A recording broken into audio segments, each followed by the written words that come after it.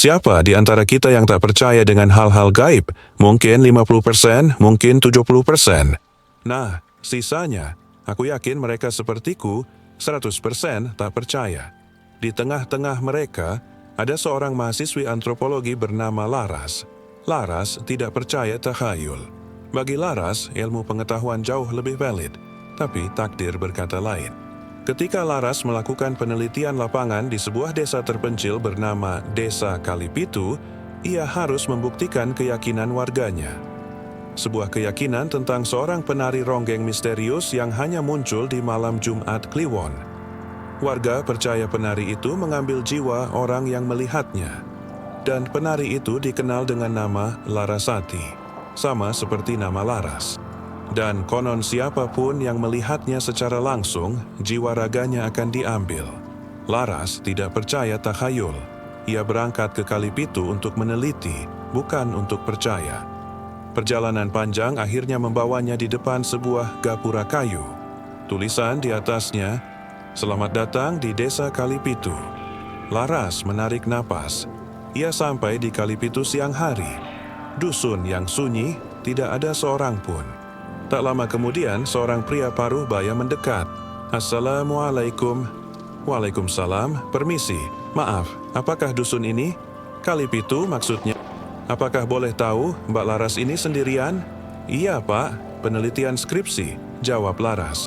"Ah, kalau gitu, malam ini Jumat Kliwon, mendingan jangan keluar rumah ya." Laras mengabaikannya. Ia ingin meneliti, bukan untuk sekedar berlibur. Ia mengitari dusun, mengamati, mendokumentasikan. Tak lama kemudian, ia bertemu dengan seorang perempuan paruh baya. Mbak Yanti, kalau boleh tahu, Mbak Larasati, maksudnya. Apakah boleh kulo ngobrol?" "Oh, iya, aku Lara, mahasiswa." "Ah, Lara. Kalau boleh tahu, Lara Ati, maksudnya, apakah benar, Mbak, jika malam Jumat Kliwon akan muncul?" "Wajar, Mbak. Aku tinggal di sini. Aku Lara. Hahaha. Malam ini Jumat Kliwon, nanti Lara. Nanti." Laras mengabaikannya. Malam itu, ia merekam suara hutan dengan alat rekam. Ia mendokumentasikan suasana dengan kamera. Tapi ketika Laras tidur, suara gamelan halus mengalun dari kejauhan. Ia bangun dan keluar. Di kejauhan, ia melihat sosok penari berkebaya merah menari di bawah pohon beringin. Wajahnya tertutup selendang, tapi gerakannya memukau. Laras terpaku. Rasanya ia telah diam di situ selama berjam-jam. Begitu pula penari itu. Getar itu terus berlanjut hingga pagi menjelang. Ketika Laras hendak kembali ke desanya, ia pingsan. Pagi itu, Laras bangun di rumah Pak Karta, kepala dusun. Istri Pak Karta bilang ia ditemukan dini hari dalam keadaan kejang.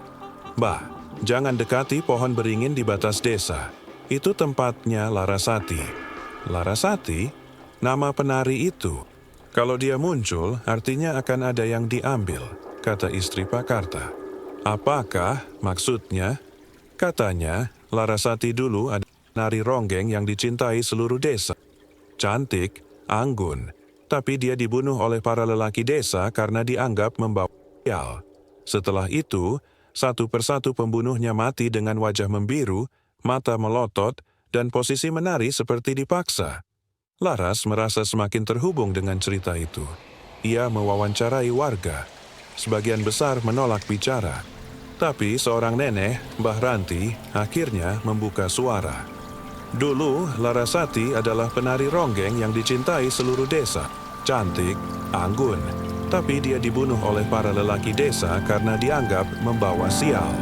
Setelah itu, satu persatu pembunuhnya mati dengan wajah membiru, mata melotot, dan posisi menari seperti dipaksa." Laras merasa semakin terhubung dengan cerita itu. Anehnya, setiap malam mimpinya semakin intens. Ia bermimpi menari. Badannya bergerak sendiri. Ia bangun dengan kaki begal dan di lantai jejak kaki basah.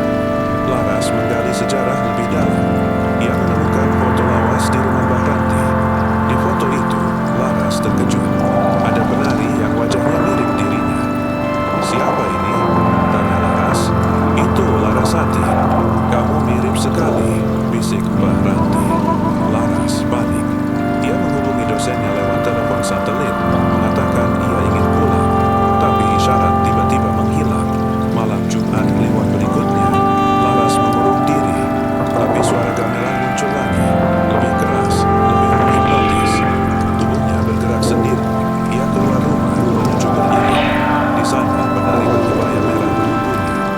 "Namamu Larasati juga, ya?" bisiknya. Penari itu membuka wajahnya. Sama persis. "Aku, kamu aku.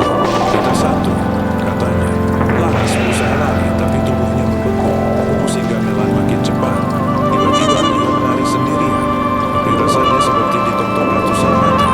Ia merasa terhisap dalam tubuh lain. Lebih tua, lebih kuat, lebih marah.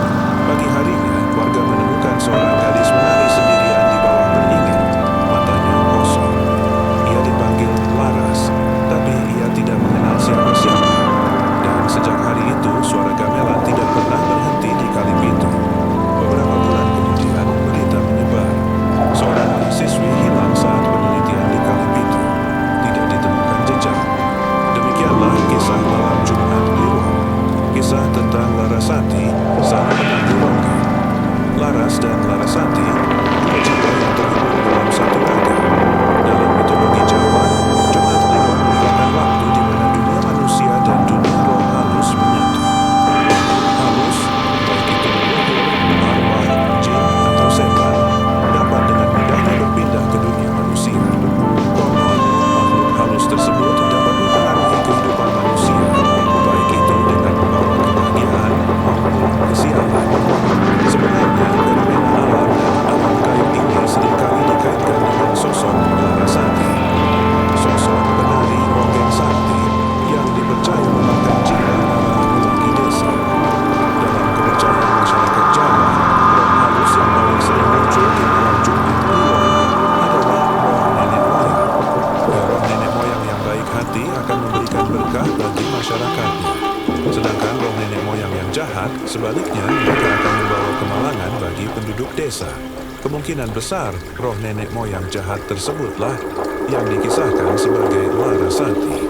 Nah, itulah penjelasan mengenai kisah malam Jumat Kliwon. Mari kita doakan agar arwah almarhumah Larasati semoga diterima di sisi Tuhan Yang Maha Esa. Dan jangan lupa, jangan lupa, jangan lupa.